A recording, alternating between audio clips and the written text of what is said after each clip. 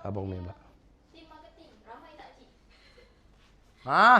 Inilah tim marketing kita orang. Sebab dari zaman Boyjan buat YouTuber, ramai cakap tim Bos Ijan 25 orang ke atas. Kalau Acik nak tahu, sekarang tinggal 1, 2, 3 sahaja. Bukan tinggal, tak pernah ramai pun. Tahu tak, yang asasnya tim marketing, hanya Bos Ijan dan Angel je. Berdua, dari dulu.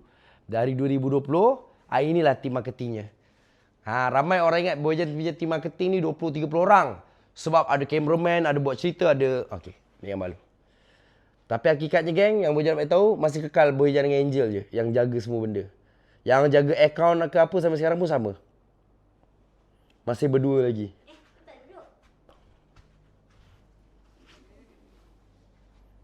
Nampak Mahyati abang? Muka Mahyati ke? Itulah. Mahyati. Cuba, muka je tadi. Dah pergi tadi. Muka yang tadi abang. Lama tak nampak Kak Aish.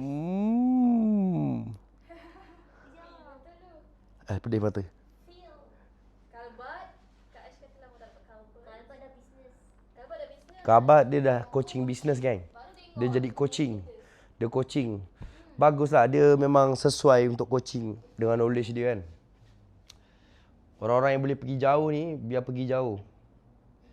Kak Aish doakan dia. Senyum. Ada manis-manis? Dia manis-manis. Hari-hari pun aku manis. Ya, betul. Manis depan cik.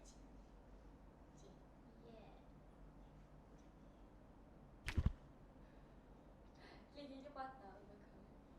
Dah betul orang. Kalau orang ambil gambar, mesti lama. Letih aku.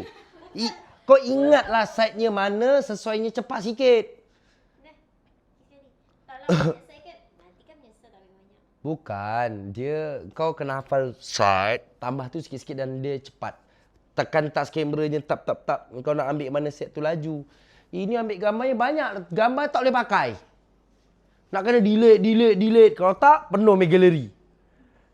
Kalau aku ada syarikat media, engkau fotografernya, jam lama aku. Okay, buat video.